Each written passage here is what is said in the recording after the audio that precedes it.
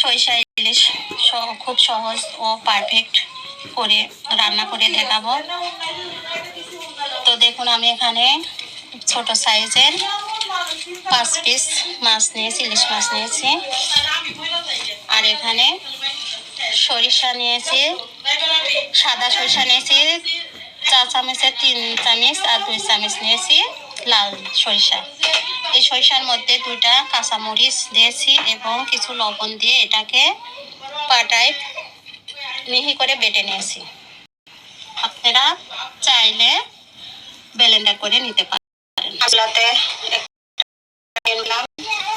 পেনে যেহেতু সরিষা ইলিশ রান্না করে, তাই তেলটাও সরিষার তেল দিয়ে দিচ্ছি।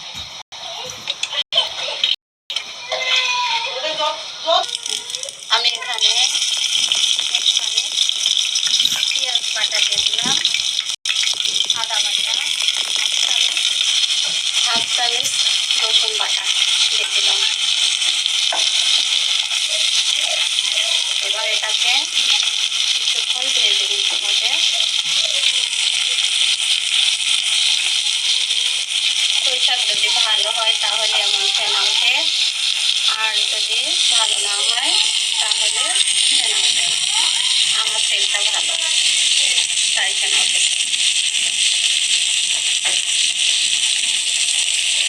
এটাকে আমি 2 মিনিটের মতো ভেজে নিয়েছি, যাতে এর মধ্যে থেকে কাঁচা গন্ধটা চলে যায়।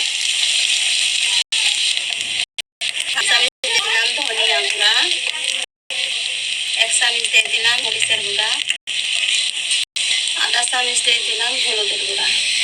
সরিষার তেলে যেহেতু হলুদ কালার হয়, তাই আমি হলুদের গুঁড়া কম দিয়ে দিলাম।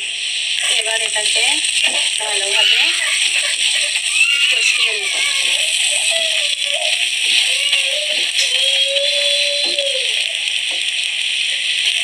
আমি এর মধ্যে হালকা একটু পানি দিলাম।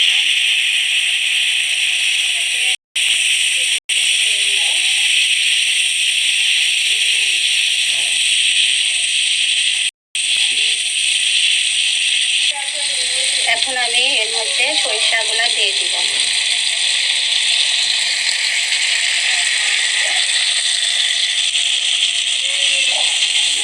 কিছুটা পানি দিয়ে দিলাম। এখন এটাকে ভালোভাবে কষিয়ে নেব 5 মিনিট, দিয়ে ঢেকে দিব। এখন আমি এর মধ্যে কিছুটা লবণ দিয়ে দিলাম।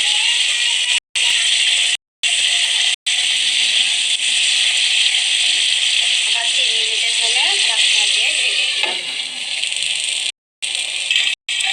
এখন ঢাকনাটা উঠায়ে আবার নেড়ে দেব।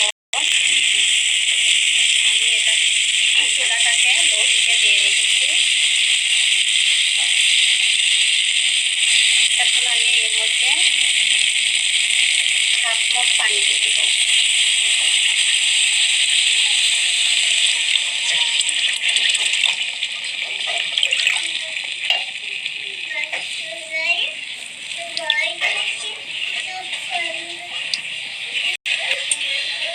এটা ফুটে না আসা পর্যন্ত ঢেকে রাখবো। ফুটে এলে মাছগুলাকে দিয়ে দিব। আমি মাছগুলার ভিতরে কিছু লবণ দিয়ে দিলাম। এগুলাকে এখন মাখিয়ে নিব। আসলে আমার বাচ্চারা খায় না কাঁচা মাছ, এর জন্য আমি হালকা করে ভেজে নেব।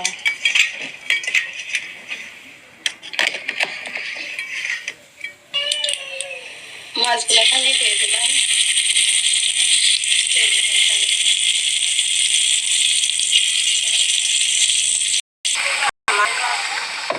ঝোলটাই ফুটে এসেছে, আমি এখন এর মধ্যে মাছগুলাকে দিয়ে দিব।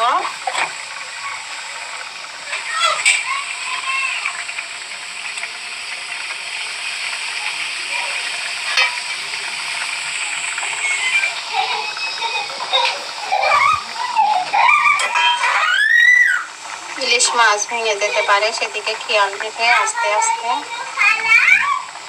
উল্টাই দিতে হবে।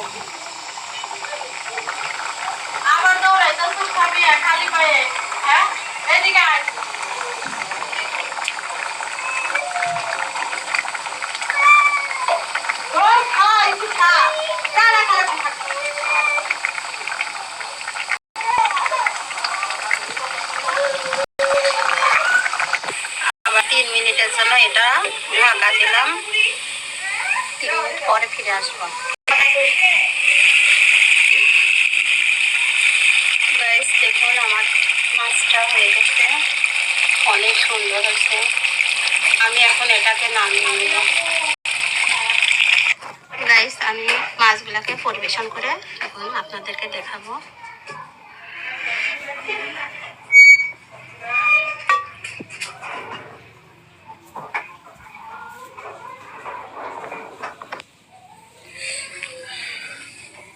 তো গাইস আমার রেসিপিটা ভালো লেগে থাকলে একটা সাবস্ক্রাইব, শেয়ার এবং কমেন্ট করে দিবেন। আজকের মতো এখানে শেষ করছি। আল্লাহ হাফেজ।